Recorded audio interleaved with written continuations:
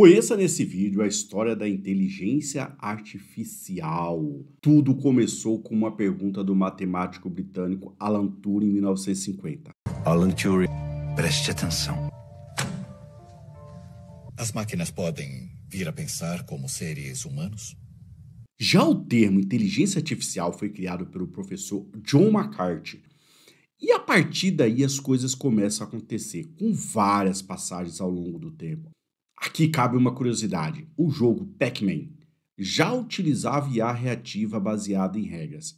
De forma resumida, o que nós vamos aprender nesse vídeo aqui é entender o que foi a origem e história da inteligência artificial. Vamos considerar aqui que ela se iniciou ali na década de 1950, onde a gente já tem de fato algumas evoluções interessantes. E vai até 1980, um intervalo de 30 anos. Na década de 80, 90, a gente tem o primeiro inverno da IA, onde as coisas dão uma esfriada. Ali, de 1990 até os anos 2000, as expectativas são renovadas, as coisas voltam a ter ânimo. Voltamos no ano 2000, 2010 a ter um certo esquecimento da IA com o chamado segundo inverno.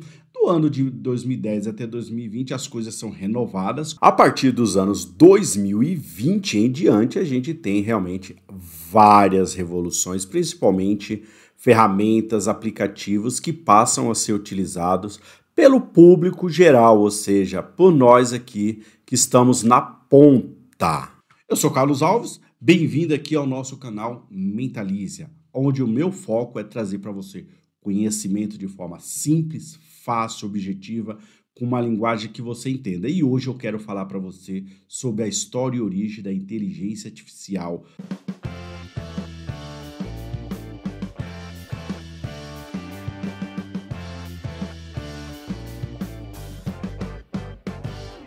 A inteligência artificial é hoje uma das tecnologias mais transformadoras do mundo, mas sua origem remonta a questionamentos filosóficos e matemáticos. O ponto de partida foi...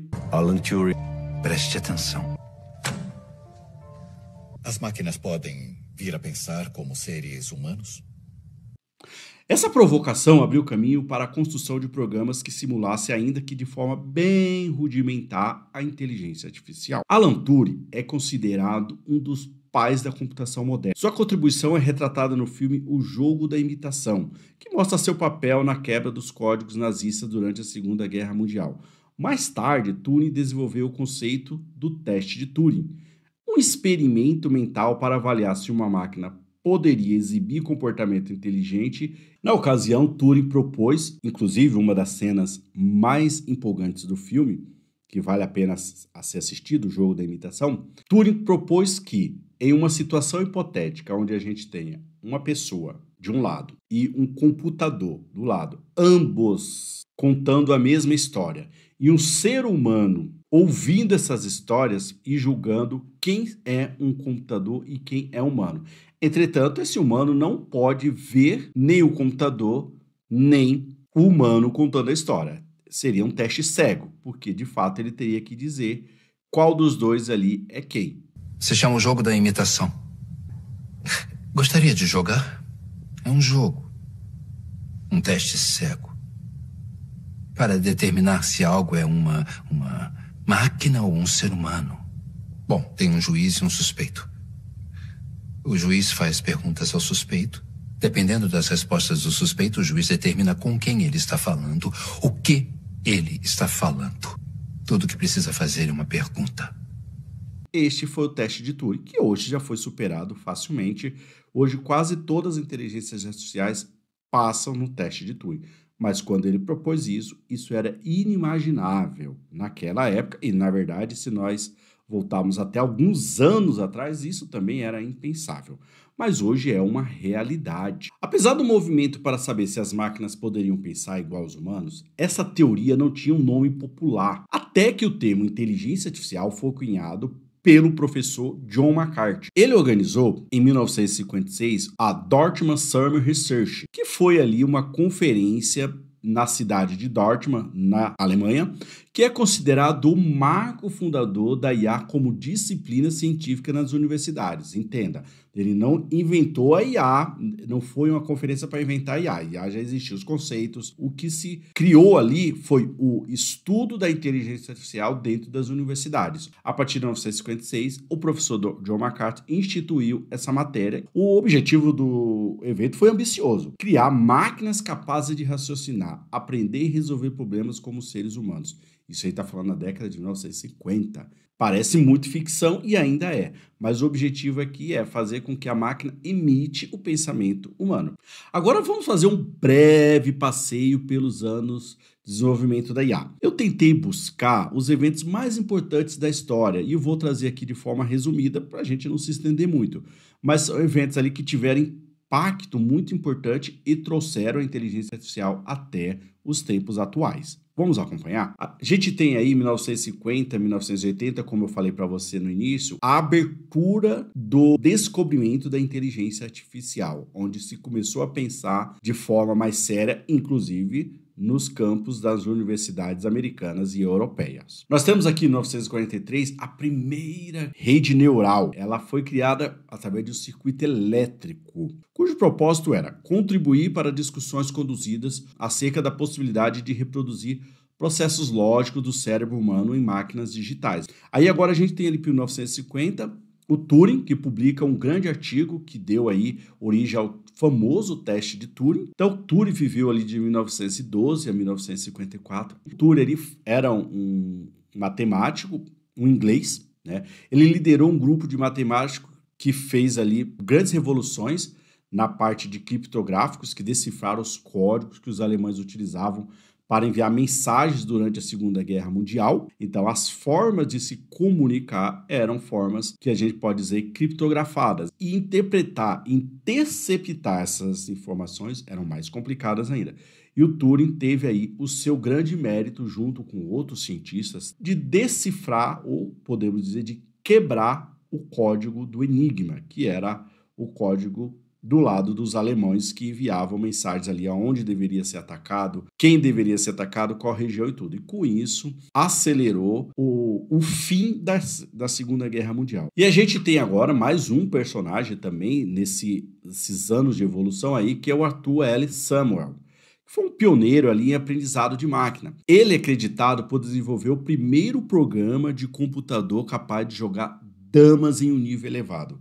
Seu algoritmo, criado ali na década de 50, avaliava a probabilidade de ganhar uma partida usando um método conhecido como alfabeta. Samuel também criou o algoritmo Minimax, um método para reduzir perdas em jogos. E você vai perceber aqui ao longo dessa conversa que a gente vai citar vários eventos de computadores que venceram jogadores em jogos extremamente difíceis. E por que isso é tão relevante? Se você joga, não só jogos de videogame, mas jogos de tabuleiro principalmente, a variabilidade é absurda. A quantidade de jogadas em alguns jogos é extremamente complexa. E um computador aprender tudo isso para ganhar de humano é realmente extraordinário. E isso é uma grande evolução. Conseguir ensinar essas máquinas a jogar e ganhar dos melhores jogadores, certo? E a primeira vez que a gente teve isso foi aí na década de 50 com Samuel. Voltamos a falar aí na década de 56 da Conferência de Dortmund. Os fatos mais relevantes da Conferência de Dortmund são o nascimento oficial do conceito de inteligência artificial como campo acadêmico, como eu disse, a criação do termo inteligência artificial, certo? E o estabelecimento aí das principais questões técnicas e filosóficas que surgiram nessa época. Hoje, muitos cientistas, pesquisadores, estudiosos criticam muito o termo inteligência artificial, porque muitos afirmam que máquina não pode pensar. E muitos aí dizem que quando esse termo foi criado lá pelo professor McCarthy, foi mais uma jogada de marketing, que não seria o termo mais correto para utilizarmos quando nos referimos a como a máquina processa as informações. Mas, querendo ou não, gostando ou não, foi o termo que ficou, oficializou e hoje é o que a gente usa. E até por causa do nome existe muita contestação aí. Máquina não pensa igual ao homem, máquina não raciocina igual ao ser humano, que é um debate muito mais profundo do que o que eu pretendo aqui no vídeo. Mas para você entender, assim, apesar do Alan Turing ter criado ali o conceito da inteligência artificial, de ter feito a primeira pergunta, as máquinas podem pensar, ainda não tinha um nome. Isso foi o Alan Turing que criou e outros desenvolveram algumas ferramentas, mas ninguém tratava isso como inteligência artificial. Não existia essa conceituação. E Dortman, ali na conferência, através do professor McCarthy, descriou isso e a partir daí a gente carrega até hoje. Então o termo inteligência artificial foi cunhado especificamente para essa conferência pelo McCarthy, buscando um nome neutro que englobasse máquinas capazes de simular aspectos do pensamento humano, como aprendizagem, raciocínio e resolução de problemas. O objetivo declarado era determinar se máquina pode simular cada aspecto da aprendizagem ou inteligência, e discutir como fazer máquinas usarem linguagem, abstrações, conceitos e resolver problemas humanos. Você vê que o objetivo já era audacioso, ainda na década de 50.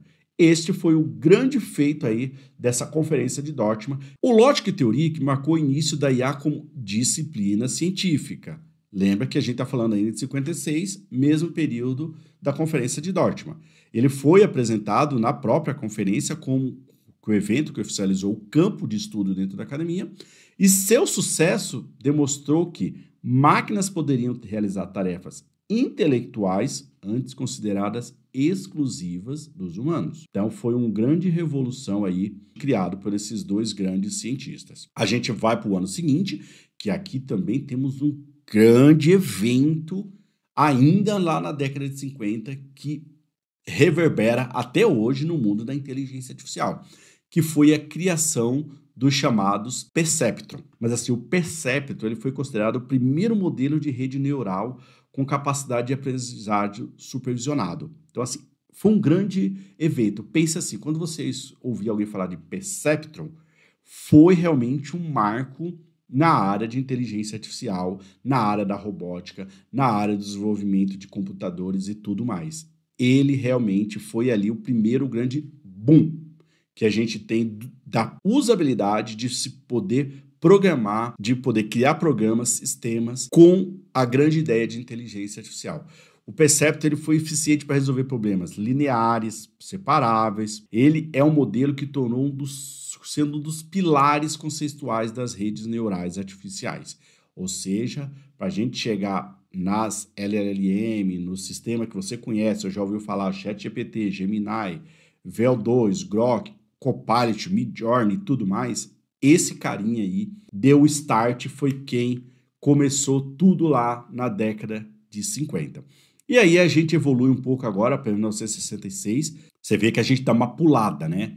Quase de uma década. Então você percebe que o motivo de eu ter englobado aí os acontecimentos de 50 a 80, porque a gente tem alguns pulos entre as revoluções. E aqui a gente tem mais um grande feito naquela época, que foi o surgimento da Elisa. Um dos primeiros chatbots criado lá no Meet, o Elisa foi um dos primeiros programas de computador a simular um diálogo humano. Estamos falando disso na década de 60. Ele foi lançado em 66 pelo cientista da computação Joseph Weizenbaum. Muitas pessoas, mesmo cientes de que conversavam com um programa, sentiam conexões emocionais, um fenômeno que foi chamado de Elisa, isso na década de 60. Se você hoje acha extraordinário conversar com o ChatGPT e você acha que ele te entende, você imagina isso em 66 de uma forma extremamente rudimentar. Mas o Elisa teve um grande feito, foi uma grande revolução, já colocando em prática as revoluções da inteligência artificial naquela época. A gente tem aí mais um feito, o Stanford Kart. Foi um dos primeiros projetos robóticos autônomos. Foi desenvolvido inicialmente por James L. Adams. Neste ano, o robô tornou-se a primeira máquina a navegar com sucesso por um ambiente repleto de obstáculos, sem intervenção humana. Esse experimento durou 5 horas. Este feito marcou o início da integração entre visão computacional e mobilidade robótica. Então, não foi pouca coisa. Foi uma revolução muito importante e significativa que isso foi colaborando para que muitas coisas acontecessem anos depois. Mas isso aí faz parte e vale a pena muito ser mencionado.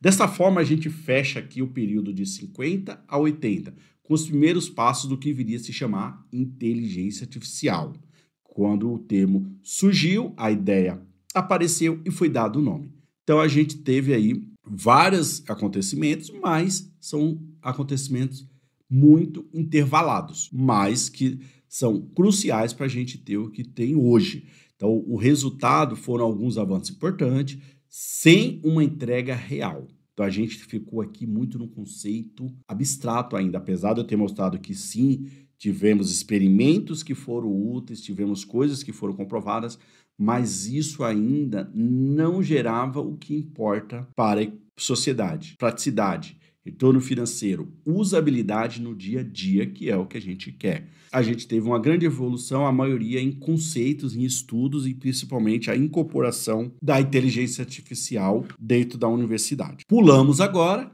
a gente chega ali na década de 80, 90, que é chamado o primeiro inverno da IA. Mas mesmo tendo sido inverno, e o que quer dizer inverno? Quer dizer que é um período que não se fez quase nada. Então a gente teve aí o que é chamado de primeiro inverno da IA, que é um período onde as coisas se acalmam. Mesmo assim, a gente teve ali um evento muito importante, que é chamado algoritmo de retropropagação. Eles popularizaram lá em 86 o algoritmo de retropropagação. Esse algoritmo ele permitiu aí o treinamento eficiente de redes neurais multicamadas. Só para você entender, é uma técnica que solucionou limitações impostas pelos perceptron.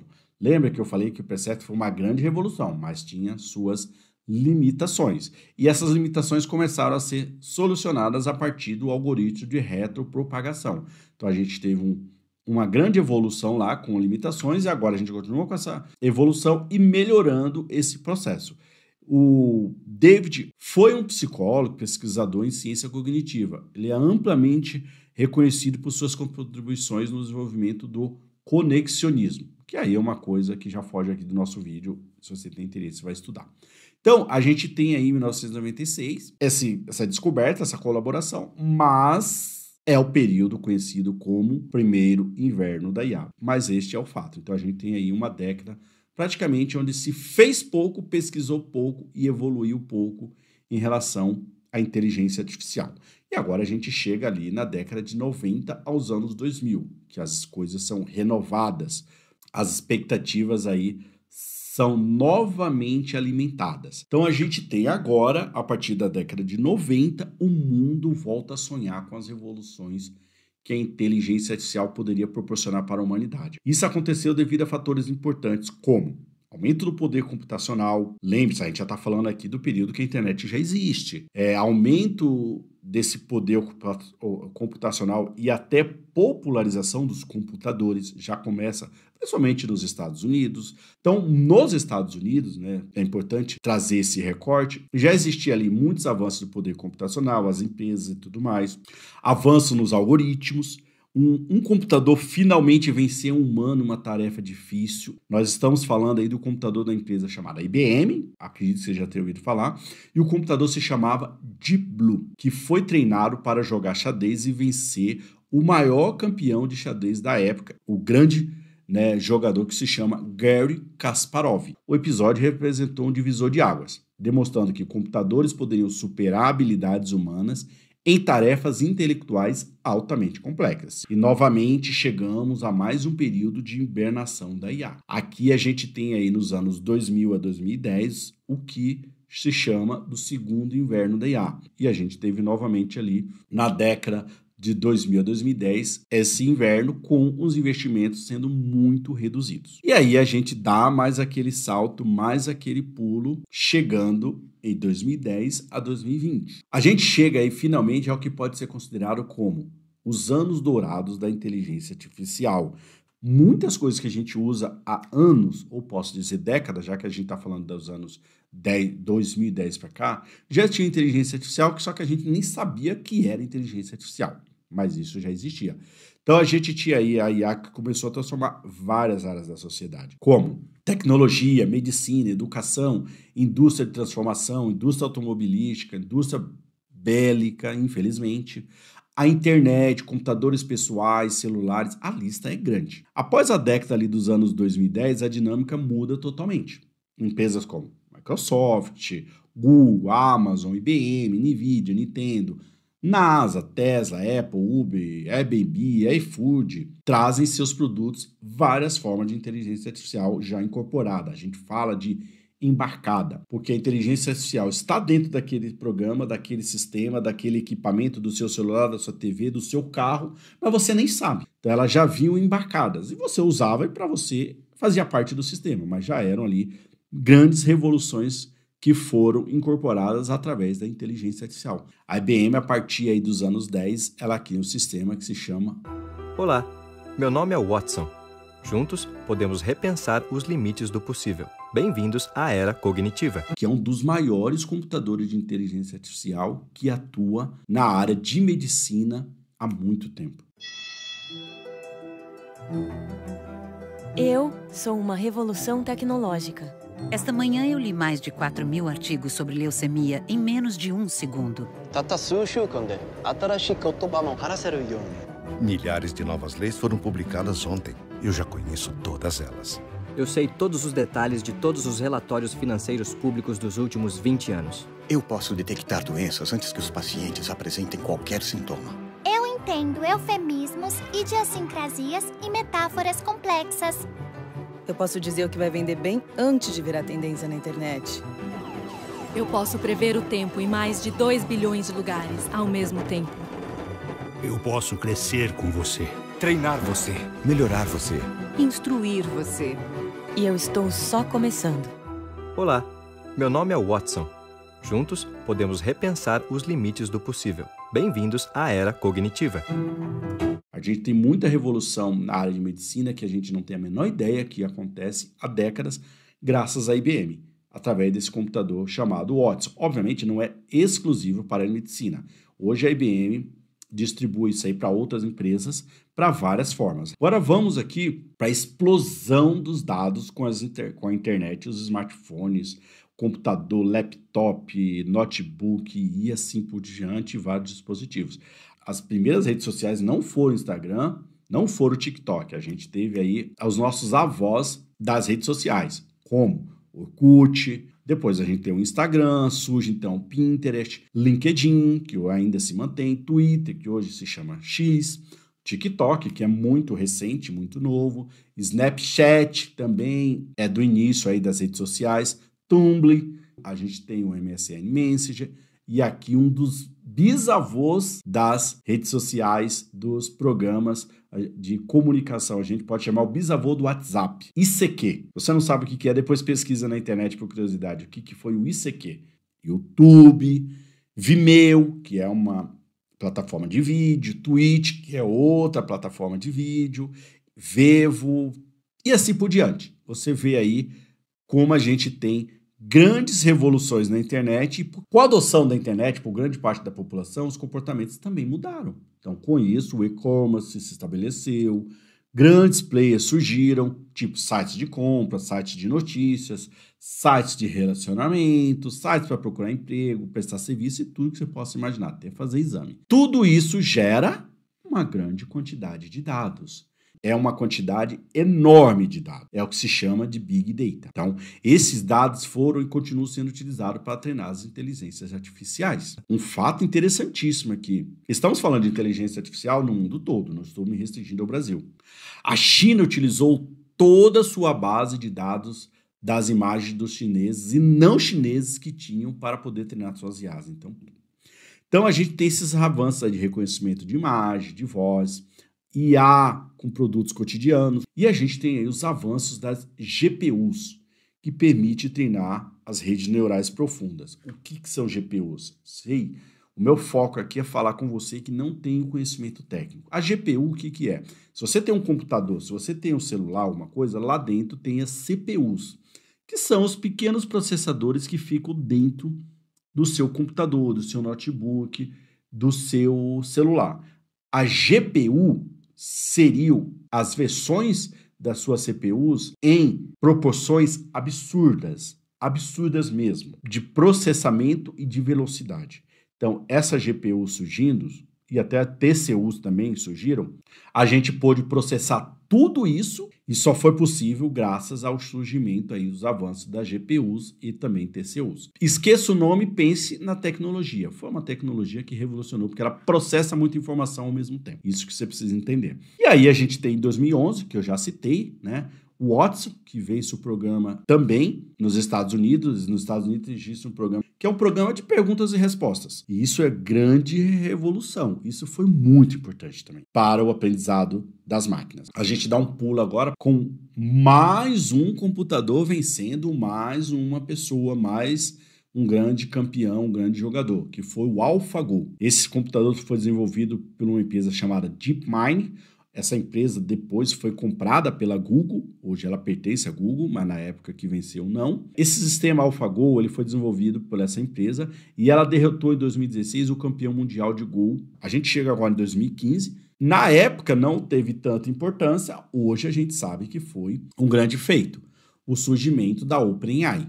Então a OpenAI ela foi criada em 2015. Se você não sabe quem que é a OpenAI, é a dona do ChatGPT. ChatGPT é uma ferramenta de inteligência artificial e pertence à empresa chamada OpenAI. A história de criação da OpenAI começa ali em dezembro de 2015, fundada por um grupo de visionários de tecnologia que incluíam o próprio Sam Altman, que até hoje é o CEO dessa empresa, Elon Musk, sim, é um dos fundadores da OpenAI, Greg Brockman, Ilya Sutskever, Jessica Livingston, Reid Hoffman, entre outros. Elon Musk é o mais fácil de você saber. Era forcada ali na pesquisa de inteligência artificial. Foi fundada já com muito dinheiro para a época. O seu caixa inicial ali foi $1 bilhão. É isso mesmo, $1 bilhão. Lembrando que a gente tem entre os fundadores um grande bilionário que era o Elon Musk. E, obviamente, a gente também teve empresas. A Microsoft é uma das grandes investidoras na OpenAI. Então, ela já surgiu grande. Não chegou até aqui por sorte, por um acaso. Isso foi um projeto muito bem estruturado ali. O fato é, eles têm o ChatGPT, que é revolucionário, foi disruptivo, trouxe uma grande transformação para a sociedade. A gente vai falar um pouquinho dele ainda nesse vídeo. Então, a gente tem também a entrada da Microsoft ali, né, como eu falei, a partir de 2019, com mais $1 bilhão na OpenAI. A gente tem agora, em 2017, o Google também trazendo uma grande transformação. Aqui a gente não está falando de sistema, não estamos falando de programa, estamos falando de processo. A Google lançou em 2017 algo que ajudou inclusive a OpenAI depois, que foi os chamados Transformers, que também trouxe uma transformação absurda. E eu não vou entrar aqui no termo técnico, porque o meu objetivo é falar com você que não entende nada de tecnologia de inteligência artificial e começa a entender. Mas eu posso falar para você que, assim, foi uma grande revolução. A forma da máquina interpretar os dados. A forma da máquina entender os dados, processar e devolver. Isso foi absurdo. Através dessa tecnologia, a gente tem muitas ferramentas que hoje você não usa, mas já ouviu falar. Midjourney, que cria imagem. DALL-E, que é do próprio OpenAI, para criar imagem. O Copilot, que é da Microsoft. O BART, que é um dos primeiros programas de inteligência artificial da Google lá nos anos antes dos anos 2000. Então a gente tem um impacto grande aí. Criação de texto, imagem, vídeo, música e código. Tudo isso grande graças ao Transformer. O Transformer realmente revolucionou a inteligência artificial. O que eu quero dizer com tudo isso? Resultado. A IA chega ao dia a dia dos milhões de pessoas. A partir da criação do Transformers, eu sei que parece uma piada, mas não é, transformou a inteligência artificial. A gente teve uma grande revolução. Então vamos agora falar do que aconteceu de 2020 até os nossos dias atuais. Então 2020 até hoje. Aí a gente tem bastante coisa disruptiva. Nós temos a explosão da IA generativa. Contexto, avanço, né, nos modelos de linguagem, nos LLMs. Você vai entender o que é um LLM. Eu vou explicar exatamente o que é isso. Hoje a gente está conhecendo a origem e história da inteligência artificial. Depois a gente vai destrinchar os conceitos. Então a gente teve a popularização de ferramentas como ChatGPT, Midjourney, DALL-E, como eu já falei para vocês. Toda essa revolução. Tudo isso graças à criação do Transformer pela Google. Então a gente tem aí em 2022 o grande boom. Aí a coisa explode. O surgimento, a popularização do ChatGPT para nós meros mortais. Então aqui a gente tem em 2022 a inteligência artificial generativa. Ela alcança uma ampla visibilidade. O ChatGPT, ele bateu recordes atrás de recordes quando foi lançado. E aí ele trouxe outros. Ele trouxe muitos outros sistemas, como a gente já falou. Vem o ChatGPT, vem o Dali, na época o Midjourney e outros sistemas que tinham naquela ocasião. Mas a gente tem ali em 2022 o grande boom da inteligência artificial carregada pelo ChatGPT. A gente teve aí essa grande revolução a partir do ano de 2022 e aqui sim é o impacto. E a gente vem evoluindo a partir de 2022 até hoje. A gente tem aí hoje o que se pode chamar, chegamos aqui nas inteligências artificiais multimodal. Quer dizer que eu posso acessar a inteligência artificial, um aplicativo dentro do meu computador, eu posso usar dentro do meu celular, eu posso usar em outros locais, como um carro, né? Já tem muito carro com inteligência artificial integrada, embarcada. Então hoje a gente tem aí inteligência artificial que lê texto, lê imagem, interpreta imagem, vídeo, áudio, isso tudo por isso que se chama multimodal. Então, em 2025, a inteligência artificial avançou para um estágio de integração em tempo real e maior competitividade entre os modelos. Então, a OpenAI lança o seu modelo chamado 4O, né, que ele foi capaz de interagir simultaneamente com texto, voz, imagem, vídeo, enquanto a Microsoft expandiu o uso do Copilot em sua suite de produtos no seu pacote Office e no seu sistema Windows. A Google introduziu o Gemini, que é um concorrente do ChatGPT, ou o ChatGPT é um concorrente do Gemini, sei que depende da interpretação. O modelo multimodal dessa nova leva do Gemini é absurdo. Aí a gente tem a entrada no mercado dos chineses. A partir de 2024, a China começou a aparecer. Antes o mercado era só dominado pelos Estados Unidos, mas a China não estava parada, ela estava em movimento. A gente só não sabia. De repente a China explodiu. Um grande modelo que explodiu aí foi um chamado DeepSeek, que veio aí para revolucionar vários conceitos, que também veio competir com ChatGPT, com Gemini, Copilot, Grok e outras ferramentas de inteligência artificial. Todas essas ferramentas a gente chama de LLM. E a gente tem essa popularização da inteligência artificial. E agora vamos falar um pouco do impacto da IA no Brasil. Vamos entender um pouco do cenário brasileiro. Primeiro, precisamos entender qual o desenvolvimento da tecnologia no geral. Então, como que acontece? Surge muitas vezes nas universidades, é o grande campo de pesquisa, seja pelos próprios estudantes ou por campos dedicados a pesquisas científicas. As grandes Big Techs hoje que você conhece, muitas surgiram nas universidades. Cito, por exemplo, o Facebook. Surgiu como uma rede social dentro da universidade que o Mark Zuckerberg frequentava. Então vamos dar uma olhada agora num fato relevante para você entender por que o Brasil está um tanto afastado do desenvolvimento e principalmente nos avanços de inteligência artificial. Apesar que não estamos zerados. Existem sim alguns movimentos que eu vou mostrar para você. Observe aqui, ó, a quantidade de publicações de pesquisa sobre inteligência artificial. A China, como está, os Estados Unidos, nós estamos lá na 18ª colocação. A questão é a quantidade. Então, olha o problema da falta de pesquisa de incentivo. Esse é um dos motivos do Brasil estar tão afastado e longe da inteligência artificial, infelizmente. Mas, com certeza, os brasileiros adoram uma tecnologia e aprendem rápido a incorporá-las na sua vida. Hoje, em 2025, segundo a própria OpenAI, a dona do ChatGPT, o Brasil é o terceiro maior mercado consumidor de ChatGPT do mundo. Isso é relevante. Também somos usuários cativos de várias ferramentas de IA, como vamos ver algumas. Então, no cotidiano brasileiro, a gente já usa assistentes virtuais como Alexa, Google Assistente, Siri, mobilidade, Waze, Google Maps, muitos eletrodomésticos inteligentes, e a gente usa isso hoje. Os nossos bancos são referências em tecnologia no mundo, isso é importante. E a gente tem algo aqui que pouca gente sabe que existe, pouca gente conhece e quase não é divulgado. E também não sei dizer para você qual será a importância disso, o impacto no Brasil. Mas existe, então quero trazer para você, para a gente não ficar se sentindo só um patinho feio nesse mundo da tecnologia, que é o chamado Plano IA para o bem de todos. Aqui, de forma bem tímida, tá?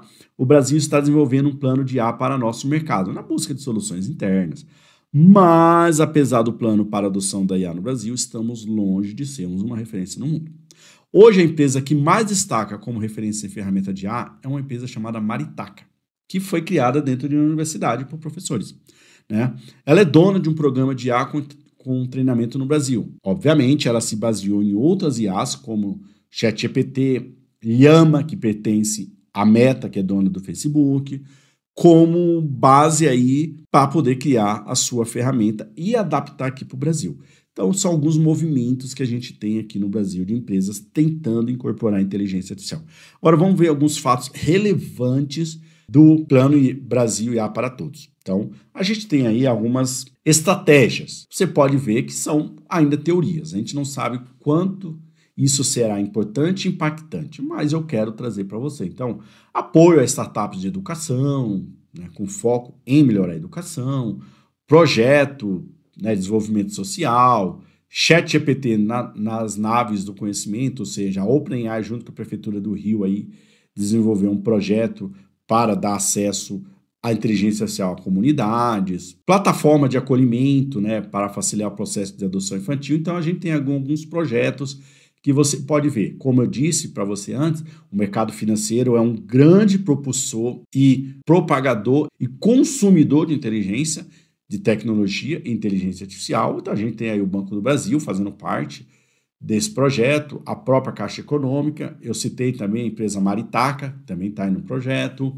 e outros tipos de interações. Então são ações aí de impacto imediato, segundo esse projeto, iniciativas em curso ou a serem lançadas, e esse a serem lançado é um problema, que a gente não sabe quando. Então são 31 ações nas seguintes áreas: saúde, agricultura, meio ambiente, educação, desenvolvimento social e gestão de serviço público. Aqui eu já acho bem legal o desenvolvimento de serviço público no Brasil. A gente tem o gov.br aí que tem muita coisa bacana já sendo implementada. A IA na nossa vida diária. Então agora eu quero falar para você como que a IA funciona na sua vida. Os exemplos do dia a dia que você já tem IA, usa e não sabe que tem IA. Então assim, quando o Spotify ou o YouTube sugerem músicas e vídeos para você, quando o algoritmo seleciona ali alguma coisa para você usar, já tem IA embarcada. É a IA pensando para trazer para você aquilo que você gosta. Quando você usa o Google Maps, o Waze, e ele sugere o caminho mais rápido, é IA embarcada há muitos anos. Ela seleciona ali em tempo real qual o melhor caminho, qual a melhor rota, e ela é alimentada online pelos seus usuários. Então ela tem a Netflix, Prime, Disney recomendando para você, através de seus algoritmos aí, filmes, séries, é IA. Quando você conversa com chatbot automático no site do seu operador ou loja online, e hoje chatbot está em tudo na vida. Quando você recebe anúncio no Instagram, no Facebook, com base no que você pesquisou ou falou. Ou seja, você pesquisou um negócio há 1 minuto atrás, quando você vai usar o Instagram, o Facebook, o Google, já aparece lá uma propaganda para você daquilo que você acabou de pesquisar. Ou às vezes você nem pesquisou, só conversou com alguém próximo do seu celular e isso já reflete aí nas suas pesquisas. Então, essas sugestões acontecem porque o sistema de IA usa um algoritmo, que são receitas de bolo. Ou seja, o que é um algoritmo? O algoritmo ele é um sistema que ele funciona como receita de bolo. Ele ensina processos. Eu não vou entrar em termo técnico aqui. Desculpe se você tem um conhecimento mais avançado, você é da área de tecnologia e pode falar, pô, ele está falando uma coisa muito simples. Sim, o objetivo é isso mesmo. Quero simplificar para aquela pessoa que não entende nada e quer aprender. Então, o meu objetivo é sempre isso, trazer de uma forma simples. Então, estou simplificando mesmo. Então, os algoritmos é isso. Ele tem esse papel de criar receitas e facilitar o entendimento e a interpretação das suas vontades, dos seus gostos. E assim trazer para você de forma mais simples, sempre mostrando na sua tela ali algo que você pesquisou. E toda essa ferramenta que eu falei, uso aí dos seus algoritmos que tem inteligência artificial embarcada. Outras tecnologias que vocês usam, que eu já citei mais algumas, Waze, Smart TV, celular, computador, Alexa, Siri, metrô de São Paulo. Sabia que o metrô de São Paulo usa inteligência artificial? Bancos, como eu já citei, e assim por diante. Então, mais um pouco de inteligência artificial que faz parte da nossa vida aí, ó.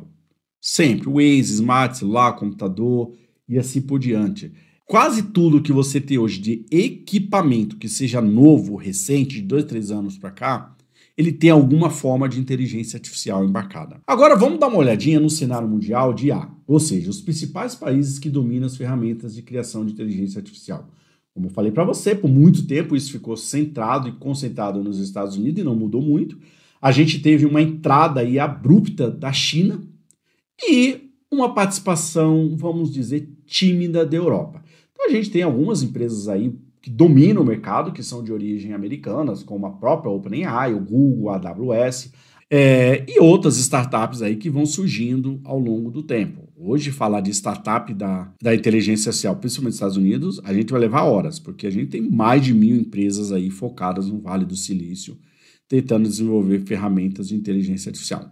As gigantes da China são poucas, porque a gente está falando de um país fechado, controla tudo, mas a gente tem algumas empresas grandes lá nessa área de inteligência artificial que estão expandindo seus universos aí, como o Alibaba, ByteDance, Tencent, Baidu e assim por diante. E a DeepSeek, como eu citei recentemente. E algumas empresas aí na Europa. Como eu falei, a Europa é bem mais tímido com relação a isso. Mas temos algumas como a própria Mistral, a N2N, Synthesa, DeepL e assim por diante. Esse overview aí dos países que mais dominam a inteligência, vamos falar um pouquinho agora sobre tendências de inteligência artificial para o futuro. Aí é complicado eu falar em tendências. Primeiro, que eu não tenho bola de cristal. Segundo, que é praticamente impossível a gente prever o que vai acontecer em 5, 10 anos. Mas a gente sabe que muita coisa vai acontecer. Por isso a importância de você entender esse mercado, você começar a entender o que é inteligência artificial, começar a incorporar isso na sua vida, pelo menos não ficar totalmente de escanteio sobre esse tema. Então a gente deve ter aí uma expansão absurda de agentes autônomos, que para fazer tarefas repetitivas, isso está se tornando o grande momento da inteligência artificial, agora a adoção de agentes, isso pelo visto vai continuar. Uma maior integração de inteligência artificial com saúde, educação e segurança pública. Isso também vai ser uma revolução que você vai ver muito. Reconhecimento facial em ambientes públicos, isso já é utilizado em estádios, em locais de shows e tudo mais. Não é novidade, mas tende a acentuar, a aumentar. Um grande debate que a gente precisa ter logo, não é no futuro, é hoje, sobre a ética na inteligência artificial, a regulação, o que pode, o que não pode, o que deve, o que não deve ser feito através da inteligência artificial. Crescimento de IA aplicado à automação de processos, e isso inclui até robotização, que vai ser o próximo grande processo da revolução tecnológica usando inteligência artificial. A busca da democratização, né, do uso dessas ferramentas. A gente ainda tem muito brasileiro, e eu falo Brasil, mas o mundo não é diferente, mas a gente tem muitas pessoas sem acesso à internet. E se ela não tem acesso à internet, ela também não vai ter acesso a ferramentas de inteligência artificial. Então a gente precisa democratizar isso. As grandes tendências, a gente deve ver robôs humanoides aí dominar os próximos 10, 15 anos. Infelizmente, também a gente vai ter uma questão muito negativa, o uso da inteligência artificial em guerras. Isso vai se acentuar muito. Então a gente vai ter guerras muito mais complexas. E países ricos, que já dominam pelo poder bélico, vão continuar dominando pela sua dominância na inteligência artificial. E um conceito mais longo, que vai gerar muito debate ético, mas já acontece, você vai ouvir falar muito, que é na área de saúde, alteração de DNA por inteligência artificial. A gente vai ver muito isso ainda sendo estudado.